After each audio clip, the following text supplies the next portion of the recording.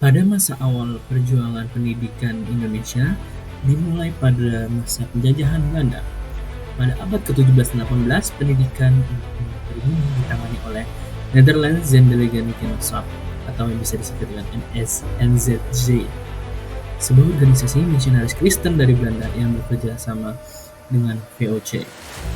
Pendidikan pada masa ini lebih berfokus pada misi keagamaan dan penyebaran ajaran Kristen dan berfokus pada penggantian agama Kristen Katolik menjadi Kristen Protestan, yang dimana Katolik merupakan agama yang dibawa oleh Portugis, sedangkan yang Kristen Protestan ini dibawa oleh Belanda. Lalu, pendidikan tradisional berbasis agama Islam sudah ada sebelum kedatangan VOC dan tidak tersentuh oleh kebijakan pendidikan VOC. Pada zaman itu, pendidikan berdasarkan Islam masih tetap bisa dijalankan di masyarakat, khususnya pribumi, dan pendidikan ini tidak tersentuh oleh kebijakan pemerintah dari VOC.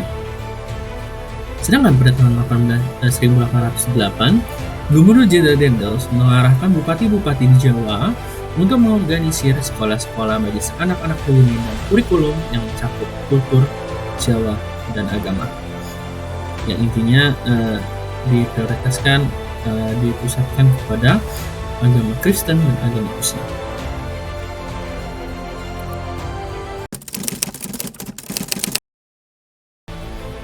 Selanjutnya, pada masa pendudukan Jepang, terjadi perubahan signifikan dalam kebijakan pendidikan di Indonesia. Pendudukan Jepang membawa perubahan besar dalam sistem pendidikan yang sebelumnya diterapkan oleh Belanda. Kepala sekolah yang tadinya ditunjuk sebagai orang Belanda digantikan dengan orang-orang dari Jepang, sehingga mengubah tatanan pendidikan dan sistem menjadi sistem yang diyakini oleh bangsa Jepang.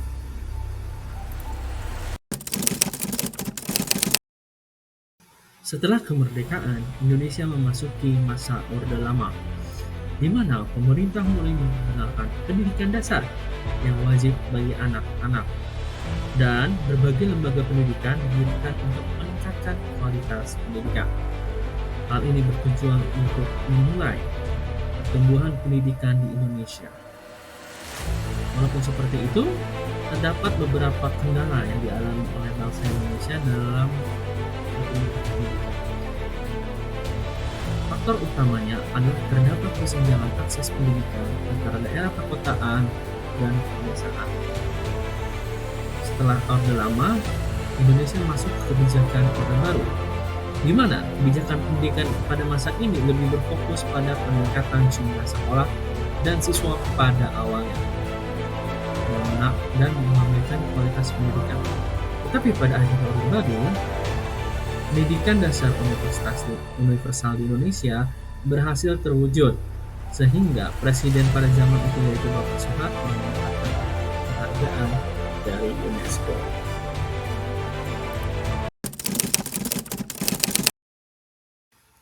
Pendidikan zaman modern di Indonesia telah semakin berkembang pesat.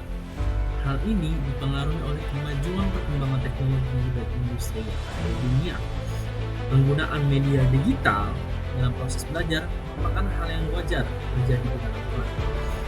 Berbagai metode pembelajaran yang digunakan bertujuan untuk meningkatkan kesiapan siswa dalam menghadapi perkembangan zaman dan pertumbuhan teknologi dan industri. Kurikulum pendidikan juga mengalami perubahan untuk menyelesaikan permasalahan-permasalahan yang ada di zaman sekarang.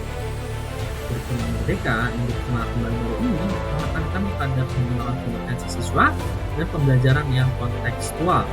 Pendekatan ini bertujuan untuk mengaitkan materi pembelajaran dengan kondisi sekitar dan kehidupan sehari-hari, sehingga mereka dapat memahami dan mengaplikasikan pengetahuan yang diperoleh dalam konteks yang relevan.